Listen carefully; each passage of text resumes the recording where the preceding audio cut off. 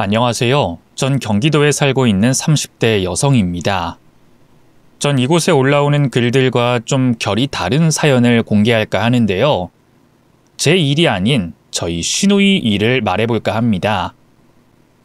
저는 운이 좋아서 그런지 아니면 삶이 심심해서 그런진 몰라도 아직까지는 크게 사연이라고 말할 만한 일이 없었어요. 대신에 제 시누이가 이곳에 올려도 될 만한 일을 겪게 됐죠. 그런데 아무래도 한 가족이다 보니까 저도 직접적으로 관련이 돼 있고 따지자면 우리 가족, 시누이 시댁까지 전부 연결됐던 일이에요. 그렇게 복잡한 이야기를 오늘 이 자리에서 해보려고요. 제 시누이 이야기가 누군가에게는 도움이 되길 바라면서 말이죠. 그럼 한번 설명해 보겠습니다. 저와 남편은 대학 시절 만나 결혼까지 하게 된 사이로 어린 나이부터 오랫동안 만나와 결혼 전부터 서로의 가족들과도 가깝게 지냈습니다. 특히 저는 남편의 여동생인 시누이와 정말 가까운 사이였어요. 남편보다 6살 어린 시누이는 제게는 참 귀엽고 착한 시누였거든요. 중학생 시절 처음 만난 시누이는 어린 나이에 비해 배려심도 깊고 누가 시키지도 않은 봉사활동을 매주 다녔을 만큼 착했지만 소극적이고 내향적인 탓에 주변에 친구가 별로 없었어요. 그래서 저를 처음 만나던 당시에 시누이는 학교에서 왕따를 당하며 힘든 시기를 겪고 있었습니다. 그때는 남편과 결혼까지 할 줄도 몰랐고 시누와 친해지기도 전이었지만 힘든 시기를 겪고 있는 어린 시누이가 신경 쓰였던 저는 제 친동생처럼 시누이를 챙기고 도와주며 가까이 지냈어요. 고민이 있으면 들어주기도 하고 상담도 해주고 하다 보니 시누이도 저를 친언니처럼 대하며 어느새 저희는 진짜 친자매처럼 지내게 됐습니다.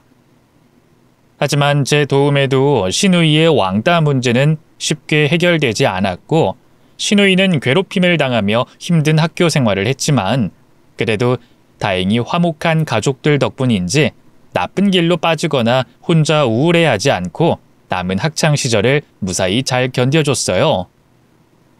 그 후 어릴 적부터 봉사활동 다니며 이타심이 많던 시누이는 여대의 사회복지학과에 입학하며 대학생이 됐고 대학에 들어가서부터는 좋은 친구들을 많이 사귀었는지 동기나 선후배들과 잘 지내는 모습에 저도 비로소 안심을 하기도 했습니다. 하지만 동성 친구는 사귀었음에도 아직 이성 문제에는 어려움이 많은지 다른 친구들이 소개팅이며 미팅이며 하는 동안 시누이는 남자와 데이트 한번 해보지 못했다고 하더라고요. 20대 한창 꾸밀 나이에 남들 다 하는 데이트도 한번 못하고 집에만 있는 시누이가 걱정됐던 저는 제가 아는 후배와 동생들 중에 괜찮은 남자들을 추려 시누이에게 소개팅을 시켜주기도 했었어요. 하지만 소극적인 탓에 연애까지 발전하진 못했고 남자를 소개해주는 것도 부담스러워해 그만뒀죠. 그 점을 제외하면 다행히 시누이는 평범한 대학 생활을 잘 해내는 듯 했습니다. 그러다 시누이가 졸업을 코앞에 둔 상황에서 예기치 못한 일이 벌어지고 말았죠. 대학 졸업 전 시누이 대학 담당 교수님께서 연결해준 어느 복지센터에서 인턴으로 일하게 된 시누이가 그곳에서 성추행을 당하고 말았거든요.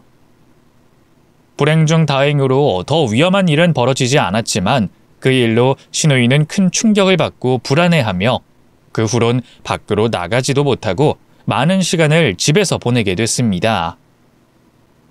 그나마 다행히 친구들이나 가족들과는 잘 지냈지만 남자들과 엮이는 건 많이 불편한지 어쩌다 엘리베이터에서 낯선 남자와 마주치기만 해도 소스라치게 놀라는 시누이였죠.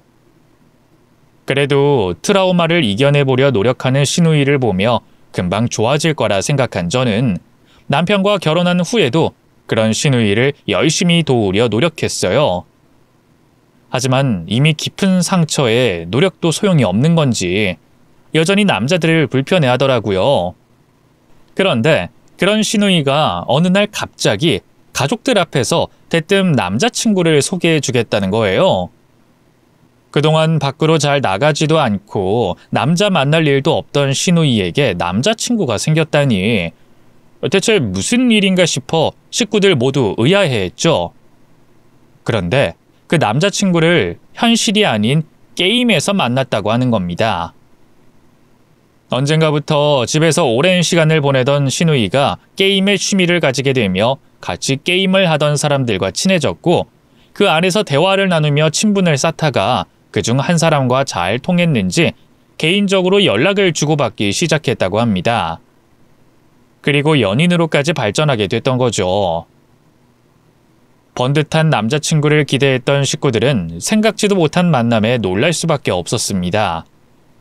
특히나 게임 문화를 전혀 모르시는 시부모님께서는 게임 속에서 남자를 사귀었다는 게 뭔가 잘못됐다고 생각하시며 그 충격을 받고 비정상적인 만남을 당장 그만두라며 신우이에게 화를 내셨어요. 신우이는 그런 시부모님을 저희가 설득해 주길 바랬지만 그런 관계를 이해하지 못하는 건 저희 부부도 마찬가지였어요. 어떻게 현실이 아닌 게임 속에서 사랑을 싹틀 수 있다는 건지, 그렇게 만난 사람이 제대로 된 사람일지 의심스러울 수밖에 없었거든요. 하지만 마음 여린 신우이를 생각해서 윽박지르지 않고 어르고 달래며 신우이를 회유하려 했어요. 상미야, 게임에서 남자친구를 만난다니 어떻게 이해해야 할지 모르겠어. 우리도 너가 얼마나 외로웠는지 이해는 하지만 이건 아닌 것 같아. 사람은 현실 세상에서 만나야지 어떻게 게임 친구랑 연애를 해. 그렇게 만나봐야 그게 진지한 만남이 되겠어? 그러니까 더 상처받기 전에 그만 정리하자. 우리는 상미 너를 걱정해서 그러는 거야. 언니랑 오빠가 내 남자친구 못 만나봐서 그래요. 얼마나 좋은 사람인데. 직접 만나보면 분명 다들 마음에 들어 할 거예요. 내 남자친구 정말 착하고 좋은 사람인데 가족들이 다 반대해도 나 못 헤어져요. 나도 용기 내서 고백한 건데 다들 반대하기만 하면 나더러 어떻게 하라는 거예요. 상미야, 그래도 이건 좀 아닌 것 같다. 언니나 오빠는 다 너 걱정돼서 그러는 거야. 어머니 아버지도 웬만하면 네 편 들어주시는 분들인데 오죽하면 그러시겠니? 사람이라는 게 직접 겪어봐도 모르는 판에 어떻게 게임에서 만나서 연애를 해. 아니야, 그 사람 정말 착하고 좋은 사람이야. 나한테 얼마나 잘해주는데. 그리고 게임에서 만나서 이상하다는 건 다 편견이라니까요. 다들 잘 몰라서 그렇지. 요즘엔 게임에서 만나는 사람들도 얼마나 많은데. 그것뿐만 아니라 결혼까지 하는 사람들도 있어요. 어디서 어떻게 만나든 잘 만나기만 하면 되는 거 아니에요? 그러니까 다들 편견 갖지 말고 나 좀 믿어줘. 아니면 오빠랑 언니가 직접 만나보고 생각하면 되잖아요. 직접 만나보면 걱정하지 않을 거야. 신우이는 남자친구가 정말 좋은 사람이라며 헤어지고 싶지 않아 했습니다. 제발 자신들의 진심을 알아달라고 하면서 저희에게 남자친구를 직접 만나보고 판단해달라고 애원하더라고요. 솔직히 썩 내키지는 않았지만 저희도 신우이의 애원을 외면하긴 어려웠습니다. 착한 신우이가 오죽하면 이럴까 싶기도 하고 저희가 반대한다고 해서 다 큰 성인들 연애를 막을 수도 없겠다 싶어서 차라리 직접 만나보고 판단해보기로 했죠. 어쩔 수 없이 만나기로 하긴 했지만 이왕 만나는 거 저는 신우이 말처럼 남자친구가 정말로 괜찮은 사람이길 바랬어요.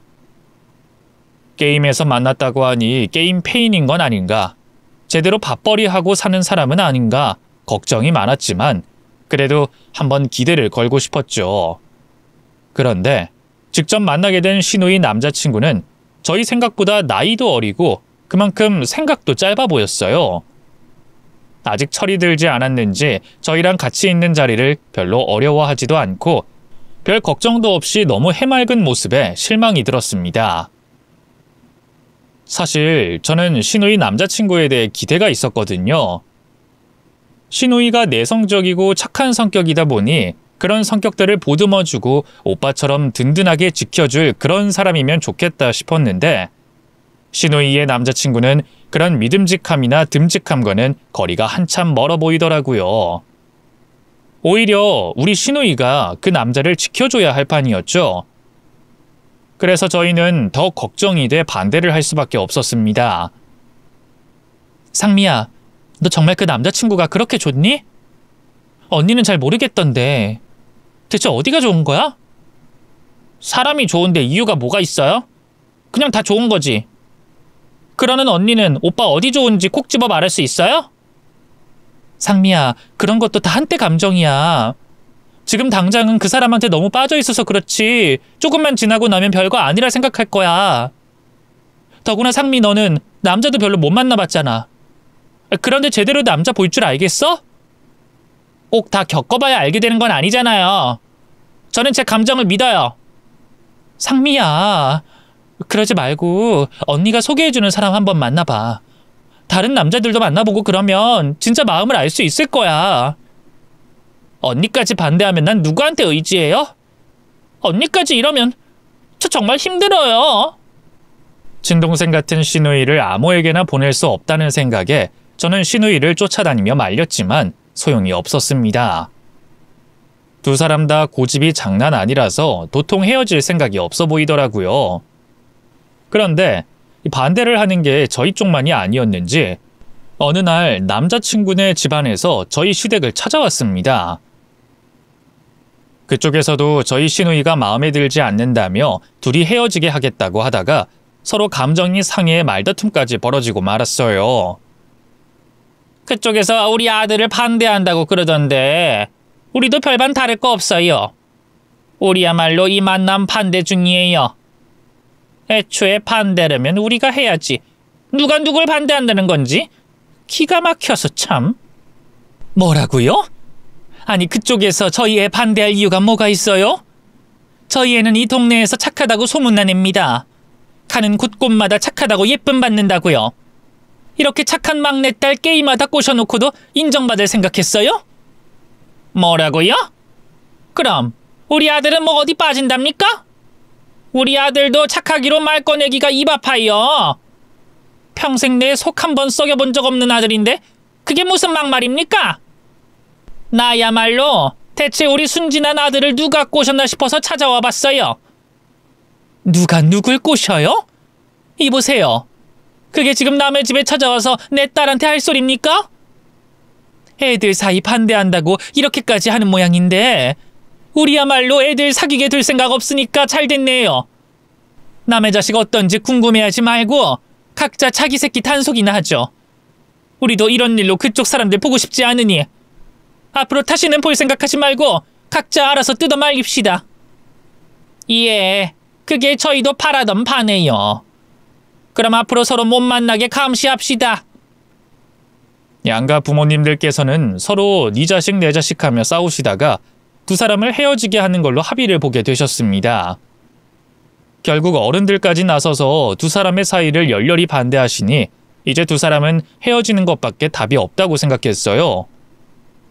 그런 상황에 힘들어하는 시누이가 불쌍하긴 했지만 다 시누이를 위하는 거라 생각하며 저도 시부모님 편에 서기로 했죠. 하지만 저희들이 뜯어 말리기 전에 두 사람 사이에 덜컥 아이가 생기고 말았습니다. 그 바람에 결국 어쩔 수 없이 결혼을 할 수밖에 없었어요. 다시는 보지 말자고 했던 어른들은 울며 겨자 먹기로 사돈을 맺으셔야 했고 양가 집안이 서로의 사위와 며느리를 마음에 들어하지 않았지만 저희 시부모님께서는 결혼 후 시매부에게 잘해주셨어요. 저희 시부모님 입장에서는 혹여나 딸 자식이 그 집에서 미움이라도 받을까 걱정돼 사위 대접을 해주실 수밖에 없었거든요. 사위에게 해주는 만큼 그 집에서도 며느리를 아껴주시기를 바라면서 말이죠. 덕분인지 시누이도 별탈 없이 잘 지내는 듯 보였습니다. 임신 기간 동안 밝고 건강한 모습으로 아이도 무사히 낳고 남편과도 관계가 좋아 보였어요. 그런데 시누이 안색이 언제부턴가 급격히 안 좋아졌습니다. 맨 처음엔 육아가 처음인 시누이가 힘이 들어서 안색이 안 좋아진 거라고 생각했어요.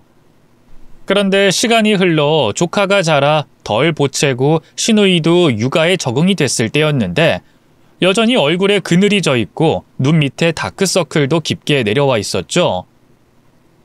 그 당시 아이가 없었던 저로서는 어떻게 어떤 식으로 시누이에게 도움을 줘야 할지 몰라 직접 물어보게 됐어요. 상미야, 요즘도 승우 돌보느라 많이 힘드니? 우리가 자주 보는 건 아니지만 어떻게 볼 때마다 안색이 안 좋아. 아니, 점점 더 얼굴이 안 좋아지는 것 같아. 많이 피곤해 보이고. 내가 도와주고 싶은데 아는 게 없으니까. 혹시 필요하거나 도와줄 거 없을까? 언니, 저 괜찮아요. 그냥 화장 안 하고 다니다 보니까 안색이 안 좋아진 것처럼 보이는 거예요. 내가 너 하루 이틀 본 것도 아닌데 화장 안 한 거랑 안색이 안 좋은 것도 구별 못할까 봐? 혹시 남편이 승우 잘 안 봐주니? 네? 아니요. 자기 아들인데 당연히 잘 봐주죠. 진짜야? 괜히 내 앞이라고 거짓말하는 거 아니야? 솔직히 나 아직까지도 네 남편 믿음이 잘 안 가. 내가 이런 이야기하면 상미 네가 기분 나쁘겠지만 결혼 전에도 그렇고 출산 전에도 아직 애 같은 모습만 보여줘서. 네 남편 너 임신한 기간 동안도 맨날 게임하고 놀면서 너희 시댁에 손 벌리고 있었잖아. 그걸로 너도 시댁 눈치 많이 봐야 했고. 그래서 난 네가 안색 안 좋은 게 너 혼자 밤새 승우 돌봐서 그런 건가 싶어서. 만약 내 말이 맞다면 내가 네 남편 불러서 따끔하게 한 소리 할 테니까 솔직하게 말해봐. 이러다 정말 큰일이라도 나면 어떡하니? 정말 아니에요.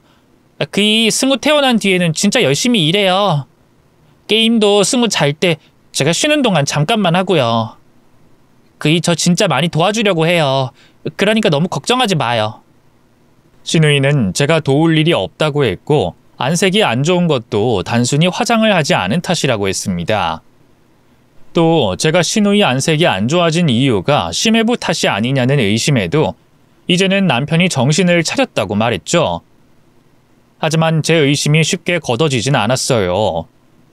그동안 심해부가 저희에게 보여준 모습들이 있었으니까요. 제가 봤을 땐 심해부가 나쁜 사람은 아니었습니다. 시누이를 사랑하는 것도 진심이었고 잘해주기도 했으니까요. 다만 남자친구로서는 분명 좋은 사람인 것 같은데 한 집안의 가장으로서 한 여자의 남편으로서는 아직 준비되지 않아 보였죠. 갑작스러운 시누이의 임신에 자신 역시도 준비가 덜 된 채 남편과 아빠가 되었겠지만 심해부에게는 가족에 대한 조금의 책임감도 찾아볼 수 없었습니다. 두 사람이 결혼을 하고 난 뒤 시누이가 출산할 때까지 심해부는 제대로 된 직업 없이 부모님께 돈을 타다 쓰고 있었거든요. 거기다 하루 일과 역시도 시누이와 하루 종일 놀고 인터넷 게임을 하는 게 전부였습니다.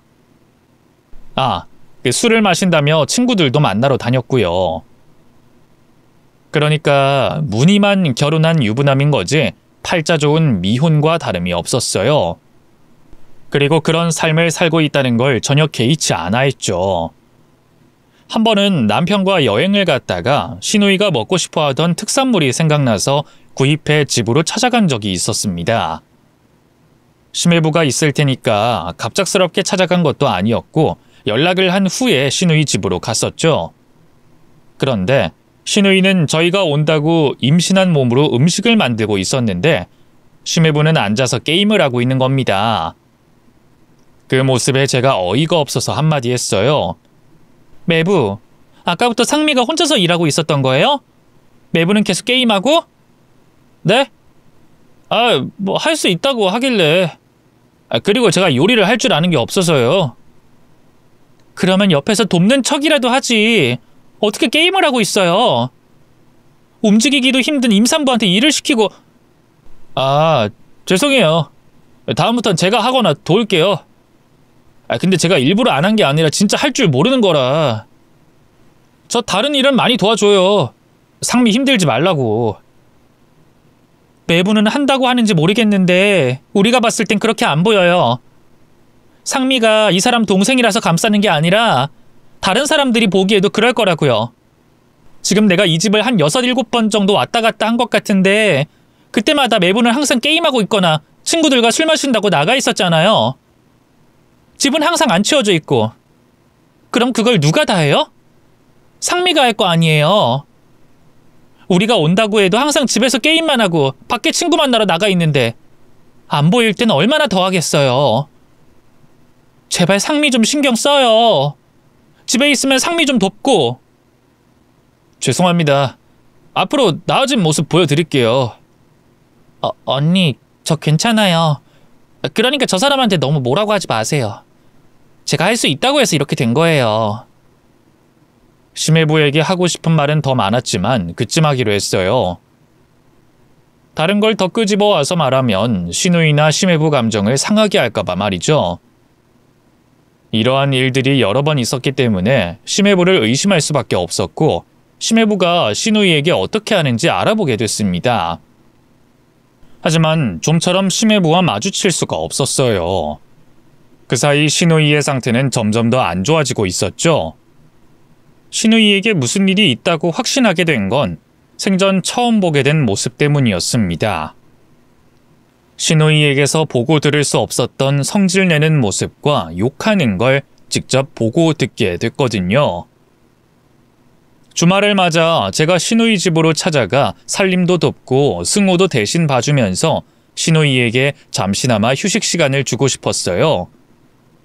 때마침 심해부가 어딜 나갔다고 하길래 평소 시누이가 좋아하는 음식들을 사가지고 찾아가게 됐죠.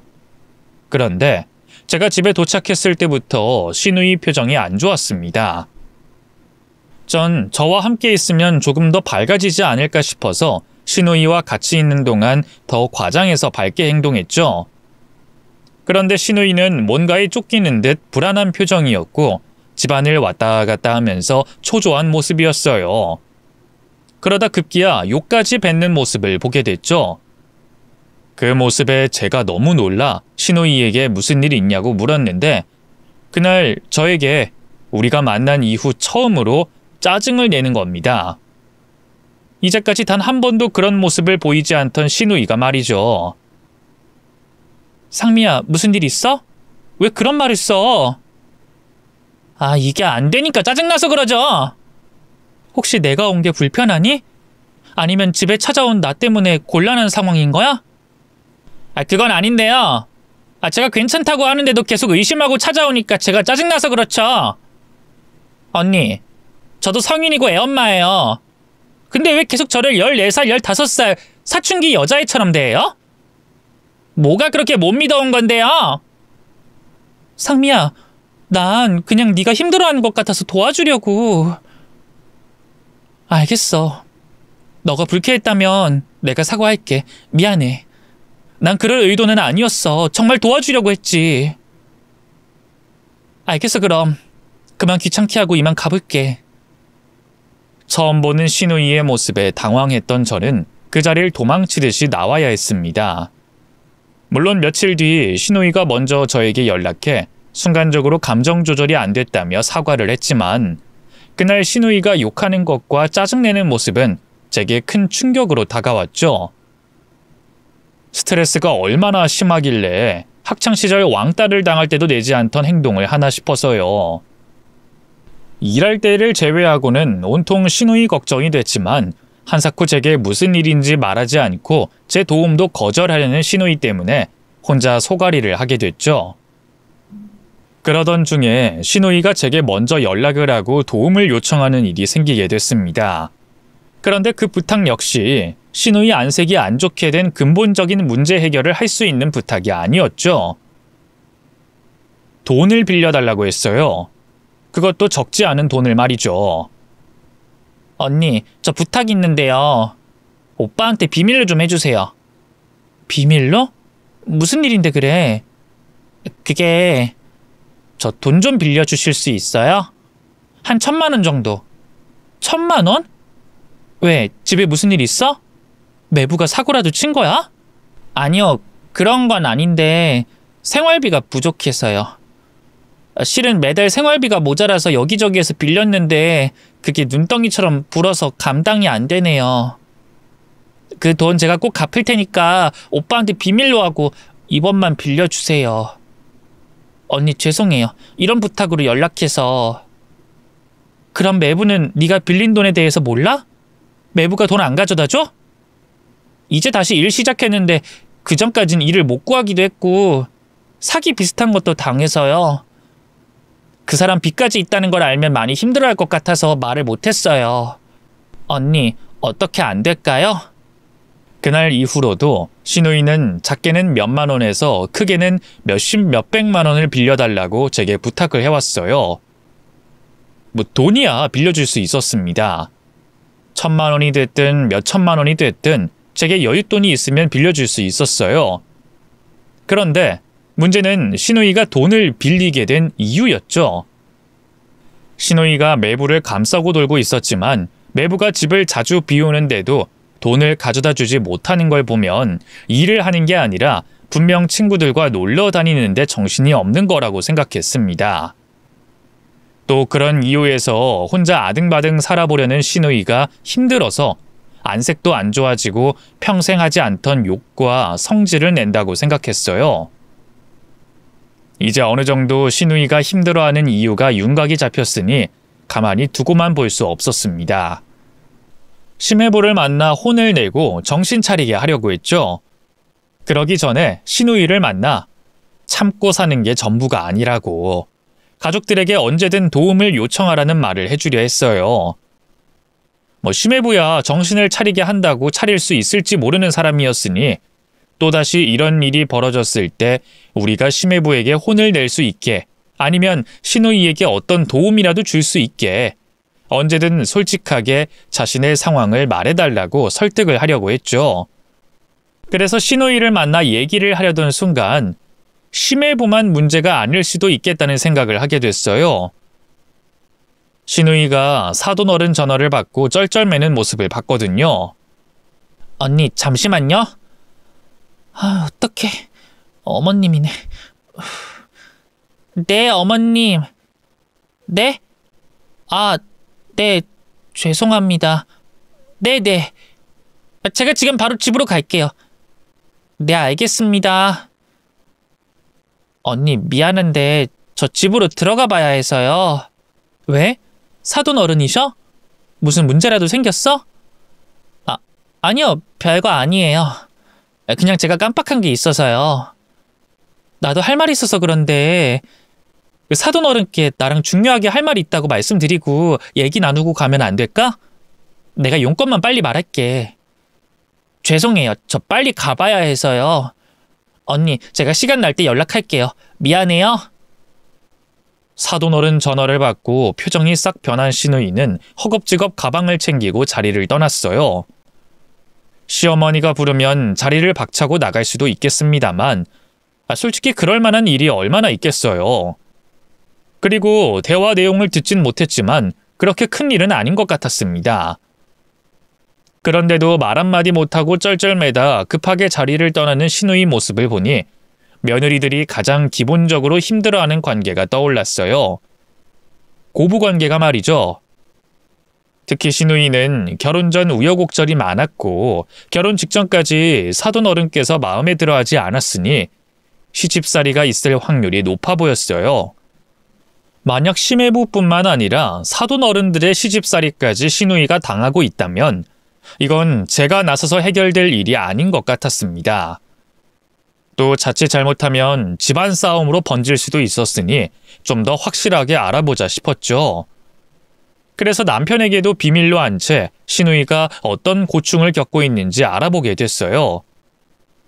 하지만 회사원인 저보다 바쁜 신우이로 인해서 무슨 일을 겪고 있는지 묻는 건 고사하고 만나는 것 자체가 힘들었습니다. 신우이가 사돈 어른의 전화를 받고 나간 다음에 말이죠. 그러다 또다시 집안일로 친정해온 신우이가 걸려온 전화를 보고 밖으로 나가 쩔쩔매며 전화를 받는 모습을 보게 됐어요. 그 전화 역시 사돈 어른이었죠. 들키지 않기 위해 멀리서 신우이를 보고 있어 대화 내용은 알 수 없었지만 전화를 받고 있는 신우이 모습만 봐도 어떤 상황인지 대충은 알 것 같았습니다. 구박을 받거나 혼나는 것 같았죠. 결국 보다 못한 제가 신우이에게 대놓고 물어보기로 했어요. 심해부도 사돈 어른도 신우이를 힘들게 하냐고 말이죠. 상미야, 잠깐 나랑 이야기 좀 하자. 가족들 없는 곳에서.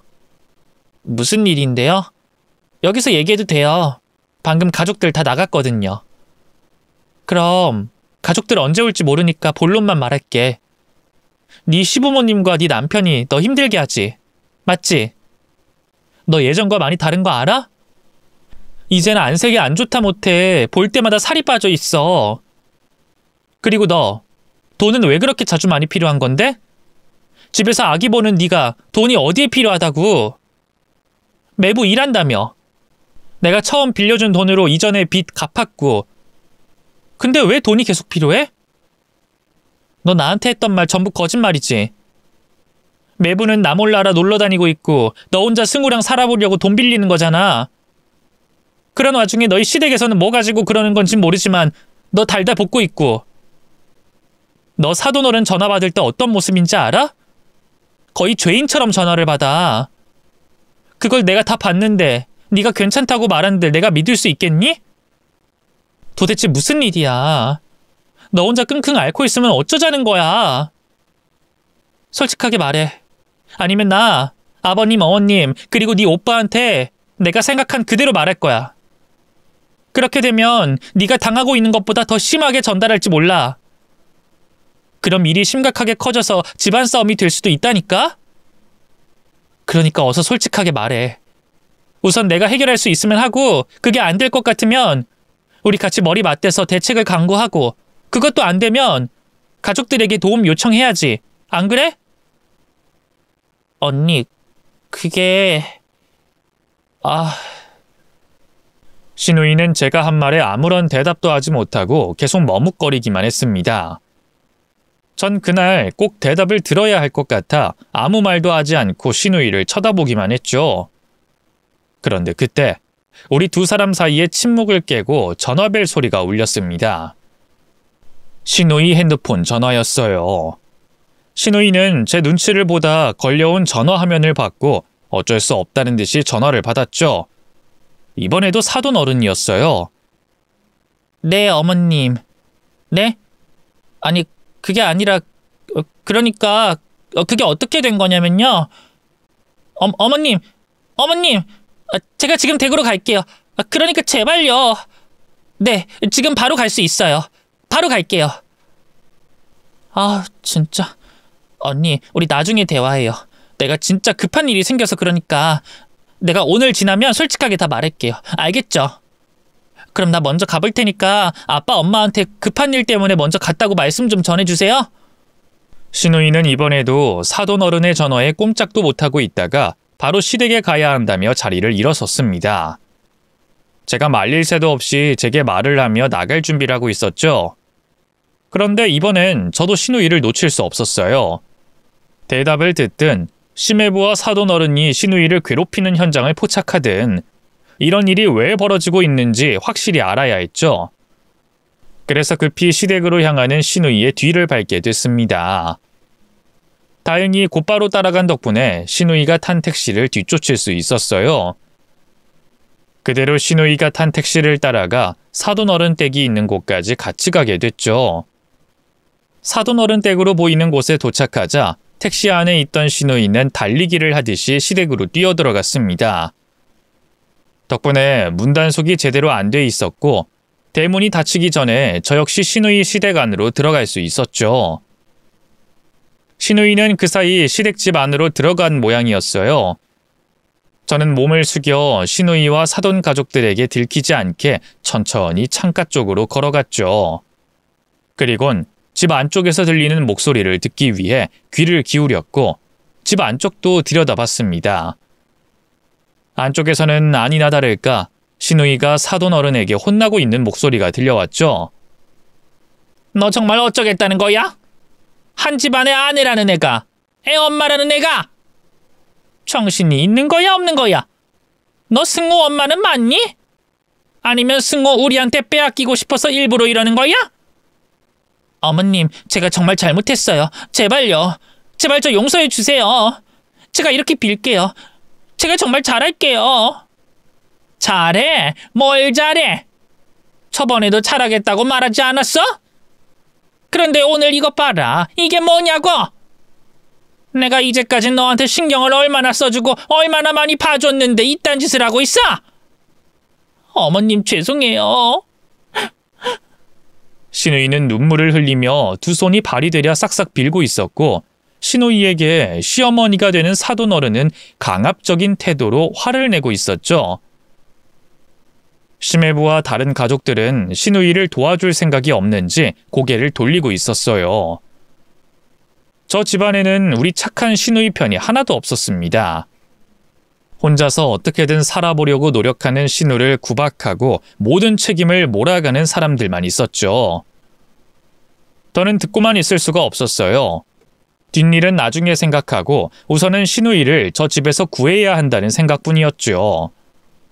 그래서 사돈어른 댁 집 안으로 들어가기로 했습니다. 현관 앞으로 돌아가 문을 두들기며 문을 열어달라고 했죠. 문 여세요. 문 여시라고요. 나 우리 상미 데리고 가야 되겠으니까 얼른 문 여세요. 어머, 승우 이모 되는 분 맞죠? 여긴 어쩐 일로? 근데 어떻게 여기까지 들어오셨어요? 그거야 제가 알아서 잘 들어왔겠죠. 어차피 상미만 데리고 바로 나갈 거니까 신경 쓰지 마세요. 상미야, 너 거기서 뭐해? 네가 왜 무릎을 꿇고 있어? 얼른 나와. 집으로 가자. 저기 승우 이모, 지금 갑자기 남의 집에 들어와서 뭐 하는 거예요? 무슨 일인지 왜 이러는지 차초지종을 설명하는 게 먼저 아니에요? 왜 이렇게 막무가내로 나와요? 그럼 이 상황에 구구절절 다 말하고 있어요? 상미 내 시누이지만 나한테 친동생이나 마찬가지인 아이예요. 이런 아이가 살이 빠질 만큼 괴롭힘을 당하고 있는데 내가 가만히 지켜만 보고 있어요? 지금 무슨 소리 듣고 그런 말 하는 거예요? 뭘 제대로 알고는 말하는 거예요? 저기 아주머님, 지금 뭘 오해하고 계신 것 같은데 저희 상미 괴롭힌 적 없어요. 오늘 일도... 뭐? 진짜 보자 하니까 현장에서 잡혔는데도 오리발을 내밀어? 그럼 매부도 상미 시어머니도 안 괴롭혔으면 누가 상미를 괴롭혔는데? 여기 있는 다른 가족들이 괴롭혔던 거야? 그런 거야? 그래, 그럼 여기 있는 사람들 중 누구야? 누가 우리 상미 괴롭혔어? 우리 신우 괴롭힌 사람들 다 나오라고! 신우이가 무릎을 꿇고 있는 상황에서도 사돈 식구들은 모두 뻔뻔한 말을 해왔어요. 기가 막혀서 그 집을 뒤집겠다 생각하고 소리를 막 질렀죠. 그런데 한참 소리를 지르다 보니 뭔가 상황이 이상하다는 걸 느꼈습니다. 사돈 식구들 모두 어이가 없다는 표정을 짓고 있었거든요. 그리곤 무릎을 꿇고 있던 신우이도 이해가 되지 않는 말을 저에게 했습니다. 언니, 그만하세요. 지금 이 상황, 그리고 이전 상황들 전부 제가 잘못해서 생긴 일이에요. 전부 제 잘못이라고요. 상미야, 너 그렇게 생각하면 안 돼. 네가 뭘 잘못했다고 그래? 네 상황에 뭘 얼마나 더 해야 한다고? 남편이 돈 안 벌어와서 생활비 빌리는 애엄마가 어딨어? 그런 상황에 시댁에서 부르면 불이 나게 달려가는 건 또 뭐고? 너 충분히 네가 할 수 있는 만큼 했어. 며느리로서든 아내로서든. 그러니까 네 잘못이라고 생각하지 마. 언니랑 집으로 돌아가서 아버님, 어머님께 다 말씀드리고 새롭게 출발하자. 너 새 출발하는데 언니랑 오빠가 도와줄게, 응? 언니, 죄송해요. 언니가 잘못 알고 있는 거예요. 제가 언니한테 솔직하게 말 못했어요. 사실 저 하면 안 되는 짓을 하고 있었어요. 그래서 이렇게 된 거예요. 그래서 제가 우리 가정에 가족들에게 피해를 준 거라고요. 하면 안 되는 짓이라니? 그게 무슨 말이야? 그게 뭔데? 신우이는 그때부터 오열하기 시작했습니다. 제게 해서는 안 될 짓을 했다는 말을 남기고서 말이죠. 그 해서는 안 될 짓이 무슨 일인가 싶어 궁금했는데 신우이가 눈이 빠져라 오열하고 있어 물을 수가 없었어요. 그때 사돈 어른께서 신우이가 해야 할 대답을 대신해 주셨죠. 뭘 보고 무슨 말을 듣고 나랑 희찬이가 상미를 괴롭혔다고 생각하는 건진 잘 모르겠지만 조금 전에 한 말을 듣고 유추해보자면 내가 상미를 자주 부른다는 이유로 억지 시집살이를 시켰다고 생각하는 것 같은데 반은 맞고 반은 틀려요. 내가 상미를 혼낸 건 맞아요. 근데 상미가 미워서 괴롭히고 싶어서 혼을 냈던 건 아니에요. 상미가 혼날 만큼 잘못을 해서 혼을 냈던 거지. 상미가 언제부턴가 희찬이도 그렇고 집안일도 신경을 안 쓰더라고요. 처음엔 뭐 승우를 키우고 있으니까 벅차서, 뭐 초보 엄마니까 정신이 없어서 다른 곳에 신경을 덜 쓰겠거니 이해했는데 얘가 승우도 신경을 안 쓰는 거예요. 내가 어느 날 애들 집에 갔었는데 승우가 배고파서 까무러치는 모습을 봤다니까요. 그래서 상미가 잠깐 나갔나 싶었는데 멀쩡히 집에 있는 거예요. 애가 우는데 가만히 있는 그 모습에 너무 놀라서 내가 상미 얘 보고 너 도대체 왜 그러냐? 뭐 때문에 그러는 거냐고 물어보니까 자기가 산후 우울증인 것 같다고 하는 거죠. 내가 옛날 사람이라서 그런지 몰라도 솔직히 산후 우울증 그게 무슨 말도 안 되는 병인가 싶어서 뭐라고 할까 하다가 이해해 주기로 했어요. 우리와는 시대가 다른 사람들이니 우리 시절 생각하던 식으로 판단하면 안 되니까. 그래서 뭘 어떻게 도와주면 되겠냐고, 뭐 병원에 같이 가주면 되냐고 물어보니까 그건 자기가 알아서 갈 테니 돈을 달라는 거예요. 병원에서 치료받을 돈을. 내 입장에서는 정신적으로 힘들어하는 애 혼내기도 했고 애 낳느라 생긴 병이라니까 미안해서 달라는 대로 줬죠. 근데 치료받았으면 긍정적인 모습이 좀 보여야 하는데 얘가 그대로인 거예요. 오히려 더 나빠지면 나빠졌지 나아지진 않았다고요. 내가 그 모습에 속이 답답해서 애들 결혼시킨 걸 정말 후회했어요. 그래서 솔직히 내가 못된 마음 먹고 얘가 그 돈 어디다 쓰나 이상한 데 쓰면 그걸로 우리 아들과 이혼시켜야겠다 싶어서 알아보던 차에 상미가 신용대출한 걸 알게 됐고요. 그래서 내가 직접 그 서류를 들고 따지고 드니까 그제야 솔직히 말하더라고요. 자기가 뭘 하고 다니는지. 상미 도박하고 있었어요. 인터넷 도박. 네? 상미가 인터넷 도박을요? 그것도 잠깐 호기심에 했던 게 아니라 완전 중독이었다고요. 그거 하느라 희찬이도 집안일도 자기 새끼인 승우도 무관심했던 거라고요. 믿기지 않았습니다. 다른 사람도 아니고 신우이가, 그 착한 상미가 인터넷 도박 중독이라고 하니 말이죠. 처음엔 사돈어른이 신우이 탓을 하려고 거짓말을 하는 건가 생각했는데 그때 문득 제 머릿속을 스쳐가는 기억이 떠올랐습니다. 과거 신우이가 마음에 큰 상처를 받고 집안에서 생활하던 때였죠. 그때 인터넷 게임에 매달렸던 신우이 모습이 떠올랐어요. 그리고 그제야 조금씩 인정이 되기 시작했죠. 이후 사돈어른에게 이어서 듣게 된 이야기는 이전까지 제가 확신하던 생각이 모두 다 망상이고 오해라는 걸 깨닫게 해줬습니다. 전부 다 반대였어요. 제가 생각했던 것과 말이죠. 우선 그 사실을 최근에 알게 된 사돈어른께서는 신우이를 혼내거나 손가락질하기보다는 다독여주고 치료를 받을 수 있게 도움을 줬다고 했습니다. 그런데 신우이가 치료받는 척하고 계속 도박을 했다고 해요. 그 사실을 알게 됐을 때마다 사돈어른께서 신우이를 불러다 혼을 냈다고 하고요.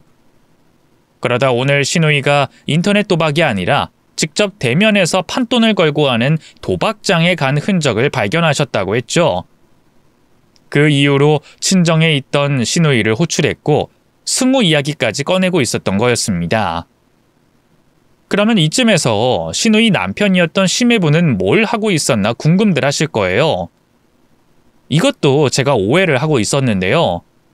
심해부는 승우가 세상에 태어난 뒤 정신 차리고 정말 바쁘게 일을 하고 있었습니다. 이제까지 부모님 도움받고 지낸 자신이 부끄러워서 밤낮 없이 일을 했다고 했죠. 그러다 보니 아내인 신우이가 인터넷 도박에 빠졌다는 걸 알아차리지 못했고요. 또 신우이가 도박 중독이라는 걸 알게 된 후에는 손을 놓고 있었던 게 아니라 사돈어른을 도와 집안에서 무슨 일이 있었는지 공유하고 있었다고 해요. 옆에서 신우이를 돌보고 싶었는데 근무하게 된 회사 문제로 바로 당장 그만둘 수 없어서 어쩔 수 없이 일을 다니며 신우이가 치료를 받는데 도움을 주고 있었다 했죠. 신우이가 안색이 안 좋고 말라갔던 건 도박하느라 밥도 안 먹고 햇빛도 안 쬐다 보니 몸이 그렇게 변해갔던 거고요. 모든 사실을 알게 되자 제가 너무 부끄러웠습니다. 매부에게 한 번이라도 제대로 물어볼 걸, 사돈어른 측 이야기도 들어볼 걸 생각하며 후회하고 있었죠. 나도 승호 이모가 갑자기 찾아와서 막 소리치길래 처음엔 황당했는데 이제 와서 생각해보면 그 행동도 이해가 돼요. 사실 나나 우리 희찬이나 처음부터 상미한테 차렸으면 이런 오해가 있었겠어요? 우리가 한 행동들이 있으니까 당연히 불안한 상상과 연결이 됐던 거겠지. 그러니까 부끄러워 말고 얼굴 들어요. 난 오히려 고맙고 든든한데 우리 상미한테 좋은 언니가 있어서. 죄송합니다. 제가 너무 경솔했어요. 그런 말도 안 되는 오해를 해서 이런 일까지 벌이고 정말 죄송합니다. 이렇게 고개 숙여서 사죄드릴게요. 정말 괜찮아요. 그리고 우리가 친정에서 걱정할까봐 또 우리 때문에 상미가 이렇게 된 것 같아서 숨긴 것도 우리 쪽 잘못이죠. 처음부터 사돈들께 상미 문제 말씀드려야 했는데 이제 우리 상미 치료를 위해서 다 같이 한마음 한뜻으로 노력해봐요. 네, 제가 상미 일 저희 시부모님께 말씀드릴게요. 우리 상미 신경 써주셔서 감사합니다. 매부, 오해해서 미안해요. 그리고 고마워요. 아닙니다.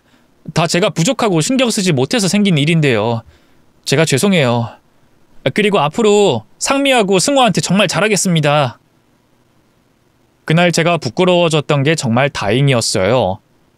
제가 상상하던 최악의 상황은 모두 다 오해였고 신우이가 시댁과 남편에게 얼마나 많이 사랑을 받고 있는지 알게 됐으니까요. 또 양가 가족이 신우이 치료를 위해 하나가 되는 계기가 되기도 했죠. 다음 날 저는 시부모님과 남편에게 신우이의 상황과 이제까지 있었던 일들을 모두 설명했습니다. 그리고 신우이 역시도 가족들 앞에서 참회의 눈물을 흘리며 앞으로 치료를 잘 받아 꼭 도박 중독에서 벗어나겠다고 약속을 했죠. 그날 이후 양가 온 가족이 신우이 도박 중독 치료에 마음을 합쳐 돕게 됐습니다. 단순히 치료만 돕는 게 아니라 하루 종일 곁에서 말동무와 육아 도우미가 되어주며 신우이가 힘든 그 순간을 믿고 의지할 수 있게 도와줬죠. 그리고 신우이가 치료를 받으면서 도박 중독에 빠지게 된 이유를 알게 됐어요. 산후 우울증과 함께 과거 있었던 안 좋은 사건의 트라우마가 합쳐져서 발생하게 된 것 같다고 하더라고요. 그러니까 이 힘든 상황을 회피하고 자신의 우울한 감정을 떨치는 방법을 잘못된 방법에서 찾게 된 거고, 과거 비슷한 일로 게임을 자주 했던 것처럼 도박을 하다 중독이 된 거라 설명해 주셨어요. 그래서 앞으로는 비슷한 감정이 생길 때 다른 식으로 불안을 해소할 수 있는 방법을 찾아야 한다고 말씀하셨죠. 가족들 모두 과거 신우이가 칩거했을 때 서로의 일이 바빠 조금 더 신우이에게 신경을 써주지 못한 일에 대해서 미안해했습니다. 그때 생각보다 괜찮아 보이는 신우이가 컴퓨터에 몰두하는 건 그다지 나쁘지 않았다고 생각했던 우리들의 잘못 때문에 이런 일이 벌어진 것 같아서요. 그래서 더 열심히 과거 일을 만회하려고 신우이 곁에 있었던 것 같아요. 저희가 노력한 효과가 조금은 있는지 모르겠지만 지금 신우이는 도박 중독에서 완전히 벗어난 상태입니다. 그리고 책임감 있고 자신을 사랑해주는 남편과 엄마를, 무척이나 사랑하는 승우와 함께 행복한 가정에서 잘 살고 있고요. 사돈어른께서도 신우이를 정말 많이 예뻐해 주세요. 또 우리 가족들 모두도 잘 살고 있고요. 그 당시에는 정말 큰일이다 싶었는데 이렇게 잘 해결되고 온 가족이 가깝게 또 행복하게 지내는 걸 보면 그 일이 있어서 다행이다 싶습니다.